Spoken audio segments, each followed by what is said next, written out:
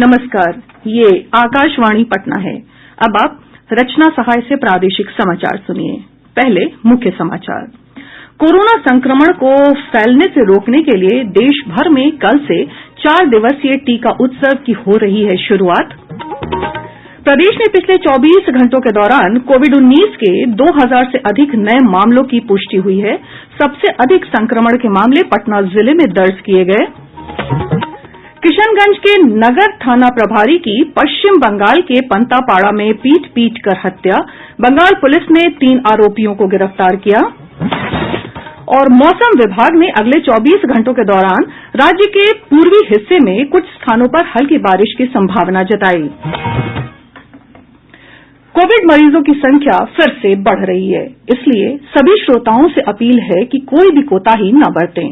सभी सुरक्षा उपायों का पालन करें और 45 वर्ष से ऊपर के सभी लोग बेहिचक टीका लगवाएं। सुरक्षित रहें और इन 3 आसान उपायों का पालन करें। मास्क पहनें, 2 गज दूरी है जरूरी, सुरक्षित दूरी बनाए रखें, हाथ और मुंह साफ रखें। अब समाचार विस्तार से। कोविड मरीजों की संख्या में तेज बढ़ोतरी से निपटने के लिए देश भर में कल से टीका उत्सव का आयोजन किया जा रहा है। इसके तहत 14 अप्रैल तक लोगों को टीका लगाने का व्यापक कार्यक्रम चलाया जाएगा। एक रिपोर्ट।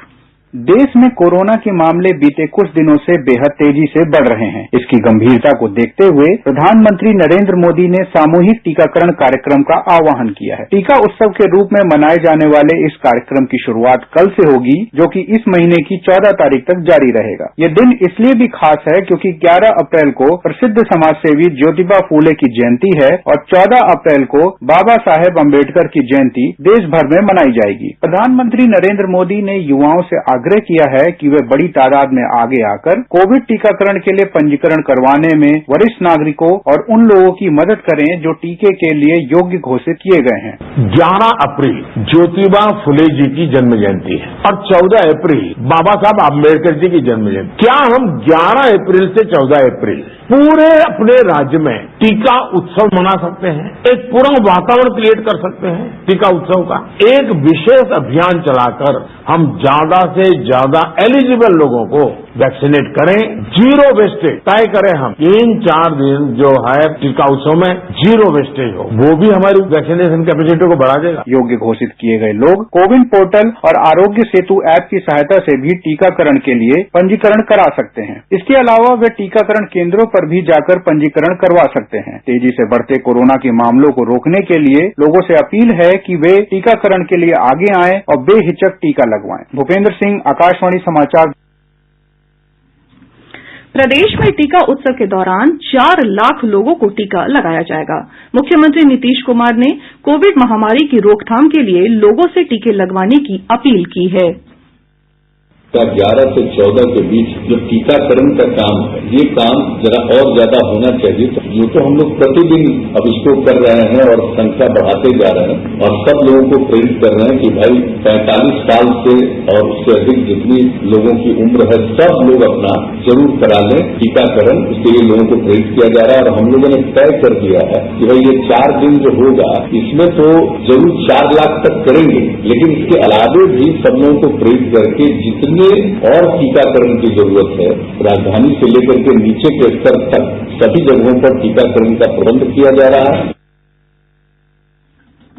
प्रदेश में कोविड के मामलों में तेजी से बढ़ोतरी हो रही है। पिछले 24 घंटों के दौरान रिकॉर्ड 2000 से अधिक नए मामले सामने आए हैं। इनमें से 50% मामले पटना, गया, मुजफ्फरपुर और भागलपुर जिले से हैं। पटना से सबसे अधिक 661 मामलों की पुष्टि हुई है। गया से 191, भागलपुर से 163 और मुजफ्फरपुर से 106 मामले सामने आए हैं। प्रदेश में सक्रिय मामलों की संख्या बढ़कर 9357 हो गई है। वहीं इसी अवधि में 318 मरीजों को इलाज के बाद छुट्टी दी गई। वर्तमान में स्वस्थ होने की दर 96.23% है। देश में पिछले 24 घंटों के दौरान कोविड-19 के 1,45,000 से अधिक नए मामलों की पुष्टि हुई। स्वास्थ्य मंत्रालय के अनुसार देश में इस महामारी से एक दिन में अब तक का ये सर्वाधिक आंकड़ा है। वहीं इस दौरान 77,000 से अधिक लोग संक्रमण से ठीक हुए। वर्तमान में देश में सक्रिय मामलों की संख्या 10,46,000 है। कोरोना संक्रमण को देखते हुए इंदिरा गांधी आयुर्विज्ञान संस्थान पटना में 12 अप्रैल से ऑफलाइन निबंधन बंद हो जाएगा। मरीजों को अब ओपीडी में दिखाने के लिए ऑनलाइन रजिस्ट्रेशन कराना होगा। लोग www.igIms.org पर निबंधन करा सकते हैं। अस्पताल अधीक्षक डॉक्टर मनीष मंडल ने बताया कि ओपीडी में मरीज के साथ एक परिजन को प्रवेश की अनुमति होगी।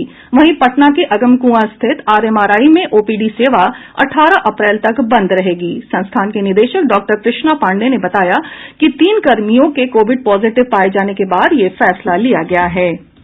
राज्य सरकार ने कोविड की रोकथाम के लिए नए दिशा निर्देशों की घोषणा की है। राज्य में अब स्कूल, कॉलेज और कोचिंग संस्थान 18 अप्रैल तक बंद रहेंगे। हालांकि इस अवधि में पहले से निर्धारित परीक्षाएं कोविड प्रोटोकॉल का पालन करते हुए आयोजित की जाएगी। 30 अप्रैल तक दुकानों को शाम 7 बजे तक ही खुला रखने की अनुमति दी गई है। इस दौरान सभी धार्मिक स्थलों पर आम लोगों का प्रवेश प्रतिबंधित रहेगा। वहीं सरकारी और निजी कार्यालय 33% कर्मचारियों की उपस्थिति के साथ ही संचालित होंगे। हालांकि अनिवार्य सेवाओं से जुड़े कार्यालय पूरी क्षमता के साथ चलेंगे। कार्यालयों में बाहरी लोगों के प्रवेश पर प्रतिबंध रहेगा। सरकार ने सार्वजनिक स्थलों पर किसी प्रकार के सरकारी और निजी आयोजनों पर रोक लगा दी है। अंतिम संस्कार के लिए 50 तथा श्राद्ध और शादी विवाह में 200 व्यक्तियों की अधिकतम सीमा निर्धारित की गई है। सार्वजनिक परिवहन व्यवस्था में निर्धारित क्षमता के 50% लोगों को ही यात्रा करने की अनुमति दी गई है। वहीं रेस्तरां, भोजनालय और होटल अपनी क्षमता के केवल 25% ग्राहकों को ही सेवा देंगे। इसी तरह सिनेमा हॉल भी 50% क्षमता के साथ ही संचालित किए जाएंगे। पार्क और उद्यानों में प्रवेश के लिए मास्क का उपयोग और कोविड बचाव के अनुकूल व्यवहार करना अनिवार्य होगा। नीति आयोग के सदस्य डॉक्टर वीके पॉल ने लोगों से कोविड प्रोटोकॉल का पालन करने और लोगों को कम से कम घर से बाहर निकलने की सलाह दी है। जरूरत के समय बाहर निकले, आप मास्क पहने रहे, आपने अगर सोशल डिस्टेंसिंग मेंटेन करके रखा या हाथ धोए, साबुन से धोए या सैनिटाइज किए बिना हाथ से अपने चेहरे या नाक को हाथ न लगाए, इतने से ही ये बीमारी दूर हो सकती है। जो यंगस्टर्स हैं जो बाहर घूमते रहते हैं, इन लोगों को ये पता नहीं कि वो तो इम्यून रह सकते, पर वो घर में अपनी बीमारी ले जा रहे हैं और जो हाई रिस्क ग्रुप को फैला रहे हैं, उसके कारण ही ये सेकेंड लहर जो दिख रही है, इसी के कारण हुई है। प्रादेशिक समाचार आप आकाशवाणी पटना से सुन रहे हैं। राज्यपाल फागू चौहान की अध्यक्षता में कोविड मामलों पर चर्चा के लिए 17 अप्रैल को एक सर्वदलीय बैठक बुलाई गई है। इस संबंध में राज्यपाल, उप मुख्यमंत्री तारकिशोर प्रसाद और संसदीय कार्य मंत्री विजय कुमार चौधरी के बीच आज राजभवन में हुई बैठक में निर्णय लिया गया। स्वास्थ्य मंत्री श्री मंगल पांडेय ने कहा है कि कोरोना की दूसरी लहर से निपटने के लिए राज्य सरकार पूरी मुस्तैदी के साथ काम कर रही है। कोरोना के खिलाफ इस जंग में संक्रमण की रोकथाम, कोरोना मरीजों का बेहतर इलाज और टीकाकरण तीनों मोर्चे पर सरकार मजबूती के साथ खड़ी है। श्री पांडेय ने आज पटना में कहा कि कोरोना से जनता की सुरक्षा सरकार की प्राथमिकता है। उन्होंने बताया कि स्वास्थ्य विभाग ने कोरोना से निपटने के लिए 80 करोड़ राशि की स्वीकृति प्रदान की है। श्री पांडेय ने आम लोगों से अपील की है कि 45 वर्ष से अधिक आयु के लोग निसंकोच टीका लगवाएं।